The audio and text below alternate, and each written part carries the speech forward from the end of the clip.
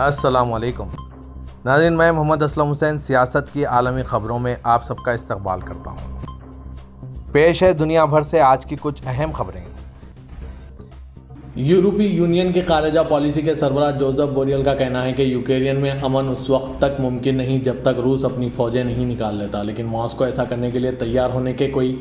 آثار نظر نہیں آ رہے ہیں۔ بوریل نے ازبک شہر سمرقند میں رویٹرز نیوز ایجنسی کو بتایا کہ مجھے ڈر ہے کہ روس پیچھے ہٹنے کے لیے تیار نہیں ہے، اور جہاں تک وہ پیچھے نہیں ہٹتا امن ممکن نہیں ہوگا۔ انہوں نے کہا کہ روس کو ہی امن کو ممکن بنانا ہے، دونوں اگر وہ پائیدار امن چاہتے ہیں تو اسے پیچھے ہٹنا ہوگا۔ فن لینڈ کی حکومت نے روس کے ساتھ ملک کی سرحد کے کچھ حصوں پر فینسنگ کی تعمیر پر 139 ملین یورو خرچ کرنے کی تجویز پیش کی ہے۔ جون میں فن لینڈ کی حکومت نے کہا کہ وہ روسی سرحد کے کچھ حصوں کے ساتھ رکاوٹیں کھڑی کرے گی تاکہ ہائبرڈ خطرات جیسے کہ پناہ کے متلاشیوں کی ممکنہ بڑے پیمانے پر آمد کے خلاف تیاری کو مضبوط کیا جائے۔ ملک کی سرحدی محافظ اتھارٹی نے کہا کہ اس کا مقصد بالآخر 130 سے 260 کلومیٹر کے درمیان فینسنگ تعمیر کرنا ہے، جو مجموعی لمبائی کے 10 سے 20% پر محیط ہے۔ بنیادی طور پر جنوب مشرقی فن لینڈ میں سرحدی کراسنگ پوائنٹس اور ملحقہ علاقوں پر توجہ مرکوز کرنا ہے۔ چین کی وزارت خارجہ کا کہنا ہے کہ چینی صدر شی جن پنگ کینیڈین وزیر اعظم جسٹن ٹروڈو پر تنقید نہیں کر رہے تھے، جس کے ایک دن بعد شی جن پنگ کو گروپ آف 20 یعنی G20 سربراہ اجلاس میں ہوئی ایک سابقہ میٹنگ کی مبینہ لیکس پر ان کا سامنا کرتے ہوئے دیکھا گیا۔ چین کی وزارت خارجہ کے ترجمان موائننگ نے آج جمعرات کو کہا، آپ نے جس ویڈیو کا ذکر کیا ہے وہ واقعی ایک مختصر گفتگو تھی جو دونوں رہنماؤں کی G20 سربراہ اجلاس کے دوران ہوئی تھی۔ یہ بہت عام بات ہے، میں نہیں سمجھتا کہ اسے چیئرمین شی کی کسی پر تنقید یا الزام لگانے سے تعبیر کیا جاتا ہے۔ ابنائے تائیوان میں بڑھتی ہوئی کشیدگی کے درمیان امریکی کانگریس کی مشاورتی کمیٹی نے چین کے جارحیت کے خلاف تائیوان کی سلامتی کو تقویت دینے کے لیے اضافی کثیر سالانہ دفاعی فنڈنگ اور دیگر میکانزم کا مطالبہ کیا ہے۔ یہ پیشرفت ایک ایسے وقت میں سامنے آئی ہے جب چینی صدر شی جن پنگ نے فوج کو حقیقی جنگی منظر نامے کی تیاری کے لیے تربیت دینے کا حکم جاری کیا ہے۔ امریکی کانگریس کی مشاورتی کمیٹی نے اقتصادی پابندیوں کی تیاری کے لیے ایک ایگزیکٹو برانچ پینل کے قیام پر زور دیا جو تائیوان کے خلاف اس کی فوجی کارروائیوں کے جواب میں چین کے خلاف عائد کی جا سکتی ہے۔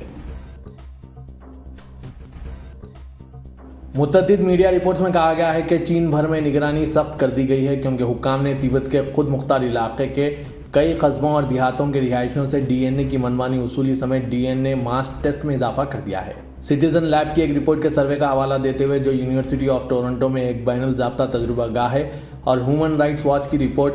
یورپی ٹائمز نے کہا کہ تبت میں نسلی اقلیتوں خاص طور پر یغوروں اور تبتیوں کے خلاف چینی کمیونسٹ پارٹی کی طرف سے مظالم آسمان کو چھو رہے ہیں۔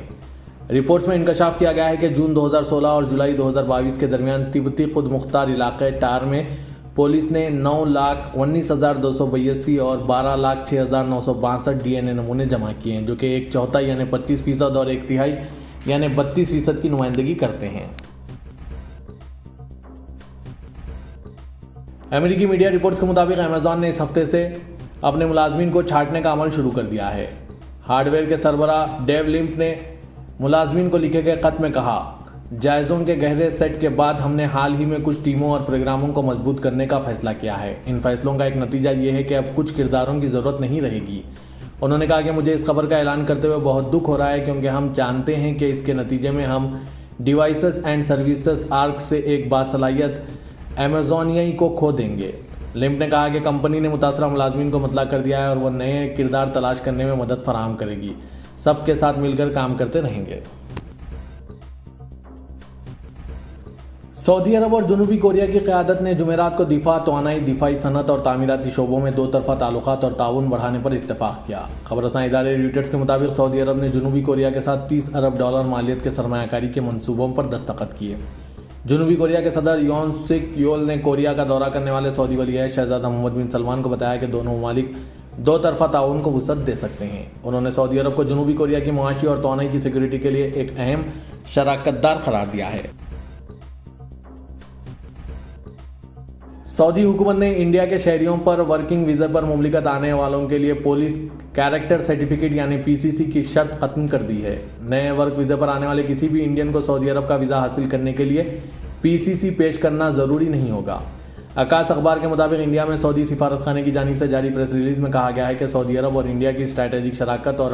مضبوط تعلقات کے تناظر میں انڈین شہریوں سے سعودی عرب سفر کے لیے پولیس کیریکٹر سرٹیفکیٹ پیش کرنے کی شرط ختم کر دی گئی ہے۔ سعودی عرب کے شمال مغرب کے علاقے تبوک میں واقع تیما کا قدیم شہر دنیا کے اہم ترین تجارتی مراکز میں سے ایک رہا ہے، جو مشرق اور بحر روم کی تہذیبوں کے لیے میلاب کا خاص مرکز بھی تھا۔ عرب نیوز کے مطابق رائل کمیشن فار الاولا نے تیما کے قدیم ورثے کو بحال کیا ہے، جس میں نجم مارکیٹ کے قریب حداج کنواں ہے جو 2500 سال پرانا ہے۔ تیما کے علاقے میں ہی الرومان محل کے نام سے ایک قلعہ ہے جو 1919 میں بنایا گیا تھا، اور اس کا نام اس وقت تیما کے حکمران پرنس شیخ عبدالکریم الرومان کے نام پر رکھا گیا تھا۔ قدیم آشوری دور کی تحریروں میں تاریخی لحاظ سے تیما کا تذکرہ پایا جاتا ہے، جس میں تیما شہر کو پانی کے کنووں سے بھرپور شہر کے طور پر ظاہر کیا گیا ہے۔ وزرے الاولا اور خیبر سمیت اس علاقے میں موجود 3 نقلستانوں میں سے ایک تیما کو بحالی اور تزئین و آرائش کے بعد سیاحوں کے لیے کھول دیا جائے گا۔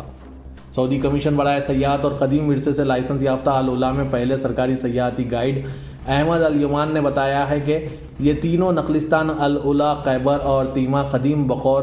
کے راستے پر انتہائی اہم مراکز اور پڑاؤ کے طور پر جانے جاتے تھے۔